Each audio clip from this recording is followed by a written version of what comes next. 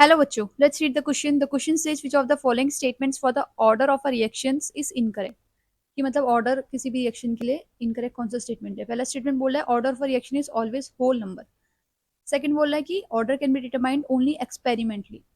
तीसरा बोल रहा है order is not influenced by the stoichiometric coefficient of the reactants. और फोर्थ बोल रहा है order of the reaction is sum of power to the concentration terms of reactant to express the rate of reaction while writing the rate law. तो बच्चों सारे option हमको ये बता रहे हैं कि हमको ऑर्डर के बारे में बता रहे हैं। इस क्वेश्चन का हमारा की कॉन्सेप्ट रहेगा order of a reaction. Order of a reaction क्या होता है हम ये समझ लेते हैं। फॉर इंस्टेंस मैंने एक इक्वेशन लिखी X A plus Y B, इससे प्रोडक्ट फॉर्मेशन हो रही है M P plus N Q से। अब हम लिखते हैं रेट लॉ। रेट लॉ जब लिखेंगे हम वो हो गया हमारी रेट इज इक्वल्स टू के होता है हमारा रेट कांस्टेंट, और फिर आती है हमारी जो हमारे रिएक्टेंट्स है उनका कॉन्सेंट्रेशन, यहाँ पर ए है और बी है, ठीक है, और इनकी पावर है हमने मान लिया सी और डी। तो अगर हम ऑर्डर की बात करेंगे, ऑर्डर कैसे निकालेंगे, तो हम बोलेंगे order is the sum of powers to which the concentration terms are raised in a rate law. मतलब ये रेट लॉ लिखी है मैंने, कॉन्सेंट्रेशन टर्म्स की जो पावर है इनका सम हमारा ऑर्डर बताता है। ऑर्डर यहाँ पर हो जाएगा हमारा order is equals to C plus D. ठीक है, इस ऑर्डर को हम लिख लेते हैं जो मैंने अभी आपको डेफिनेशन बोली। It is the sum of powers to which concentration terms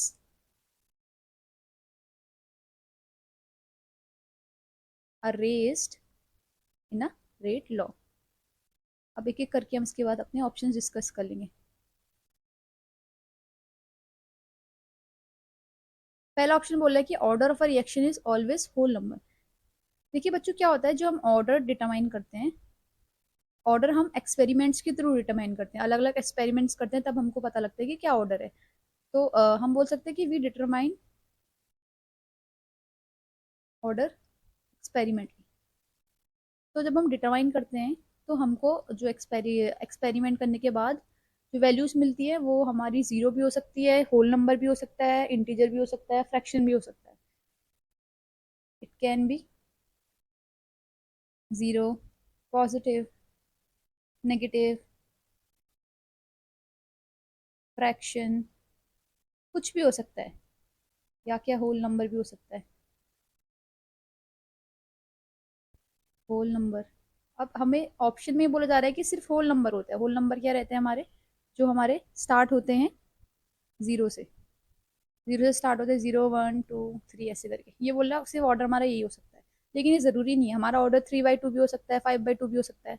तो ये ऑप्शन हमारा इनकरेक्ट हो गया। हमसे पूछा भी इनकरेक्ट ही गया है, तो ये वाला ऑप्शन उसके लिए हमारा करेक्ट हो गया। वैसे ओवरऑल ये इनकरेक्ट है। सेकंड देखिए, बोला order can be determined only experimentally. अभी मैंने बताया आपको कि हम ऑर्डर को कैसे डिटरमाइन करते हैं, एक्सपेरिमेंट्स के थ्रू डिटरमाइन करते हैं। तो ये ऑप्शन है ट्रू।